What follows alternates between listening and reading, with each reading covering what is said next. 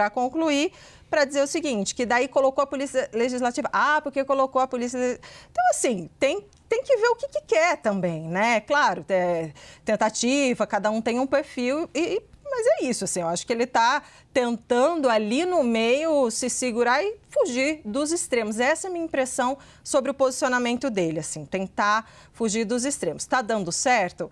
Acho que a Larissa pode explicar mais. Eu posso começar falando que não? Boa tarde para vocês. Pode, claro. Você deixou uma pergunta em aberto que eu ia dizer que não está dando certo não, viu, Débora? Boa tarde para quem está em casa acompanhando a gente também.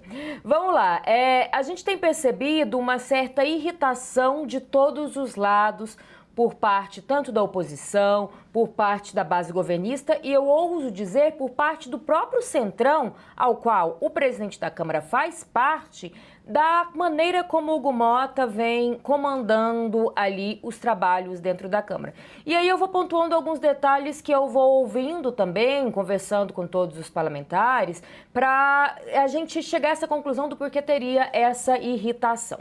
O primeiro que eu escuto durante muito tempo ele tenta, de fato, e isso é reconhecido tanto pela oposição quanto a base governista, um diálogo maior, que os próprios líderes tenham um posicionamento e um poder maior de decisão, como, claro, é previsto pelo regimento interno da própria casa. Por outro lado, o que eu escuto muito é que em determinados momentos, um presidente ele tem que canetar. O que isso significa? Que ele tem que decidir. E foi isso, diga-se de passagem, que o Hugo Mota tentou fazer na última semana, na última reunião.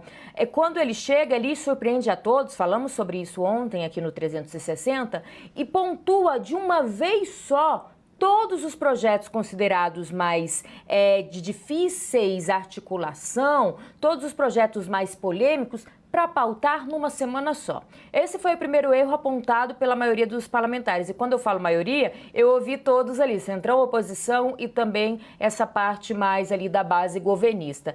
De que um assunto polêmico ele tem que ir andando a cada vez, que não é possível chegar tentando atropelar e jogar tudo numa semana só.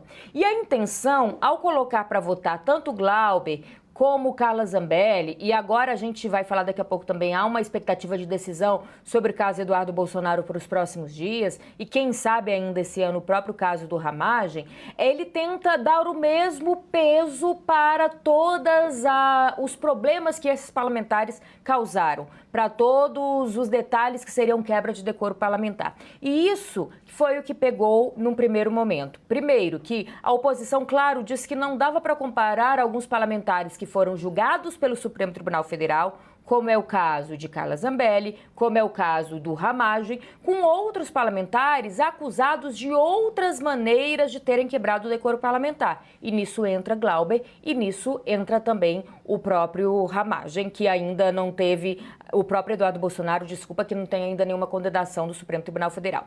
Esse é o primeiro detalhe. Um segundo detalhe que eu venho escutando é que ele meio que paga para ver, colocando tudo para votar, mas não firma um acordo com os pares. A expectativa de Hugo Mota era que o próprio Glauber tivesse sido cassado, principalmente depois dos problemas causados na sessão da terça-feira, com todo aquele problema com a Polícia Legislativa, inclusive em cima da imprensa, podemos falar sobre isso mais tarde também, e como também de um outro lado ali, que é a própria Carla Zambelli, mas isso não foi negociado. Então me pontuou ali, ele tenta, claro, canetar, como é criticado de não ter feito durante todo o ano, mas não combina para ter vitórias antes de dar essa canetada, que é o que acontecia muito com o presidente Arthur Lira. Por fim, 10 segundinhos, prometo que eu termino. É importante destacar que muito me pontuam a questão da inexperiência do presidente, que tem 35 anos. Normalmente, eu estava pegando aqui os dados, os presidentes da Câmara dos Deputados têm ali acima de 50 anos e um pouco mais cascudos com essas articulações.